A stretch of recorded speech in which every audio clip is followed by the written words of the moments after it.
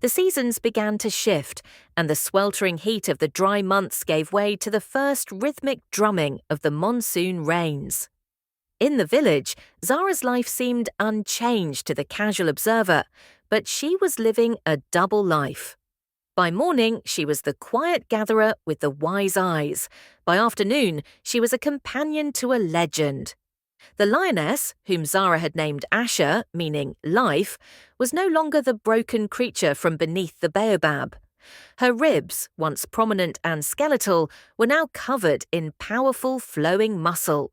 The fever had left her eyes, replaced by an amber depth that seemed to hold the secrets of the forest. Though Asher still walked with a slight rhythmic hitch in her stride from the bone that had healed imperfectly, she was once again a formidable force of nature. The bond between them had moved beyond the need for medicine. They had developed a language of silence.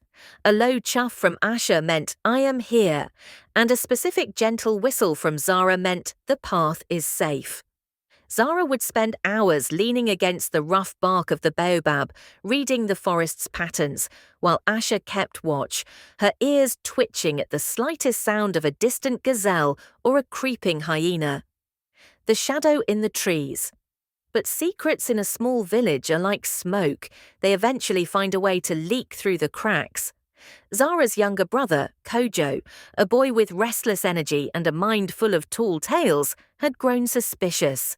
He noticed that Zara no longer returned with a full basket of fruit every day.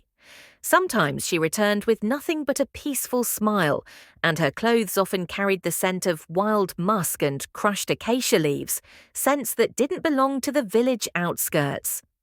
One humid afternoon, driven by curiosity and a bit of fear, Kojo decided to follow her. He was a skilled tracker for his age, keeping downwind and moving through the tall elephant grass like a ghost. He followed Zara deeper into the whispering woods, a place the village elders warned was haunted by ancient spirits. As he reached the hidden clearing of the great baobab, the air grew still. He peered through the thick foliage of a bird of paradise bush, and the sight that met his eyes turned his blood to ice. The encounter. There was Zara sitting on the earth, her back pressed against the massive trunk. She wasn't alone. Looming over her was the massive head of the lioness. Kojo watched, paralyzed with terror, as the great predator opened its jaws. He expected a scream, a spray of red, the end of his sister. Instead, he saw the lioness let out a long, heavy yawn, and then gently rest its chin on Zara's shoulder, closing its golden eyes. Zara reached up and scratched the thick fur behind the lioness's ears, whispering words Kojo couldn't hear. In his shock, Kojo's foot slipped on a patch of wet mud. He tumbled backward, crashing into a stack of dry bamboo. The sound was like a gunshot in the silent clearing. Asha was on her feet in a heartbeat. The peaceful companion vanished, replaced by a 400-pound killing machine. She let out a low, vibrating growl that shook the very ground beneath Kojo's chest. Her tail lashed like a whip, and her claws dug into the red earth, preparing to spring. "Asha! Hapa! Stay!" Zara's voice rang out, sharper and more commanding than Kojo had ever heard it. Zara stepped in front of the lioness, placing her small hand directly onto the bridge of the predator's nose. The growl continued for a few terrifying seconds, a sound of pure primal threat, before slowly fading into a huff of breath. "Kojo!" Zara called out, her face pale. "Come out, now!" The choice Kojo emerged, trembling so hard he could barely stand. "Zara, it's a demon. It's a monster, the village.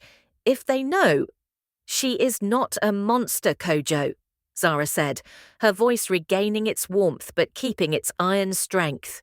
"She was dying, and the forest chose me to help her. If you tell the hunters, they will come with spears.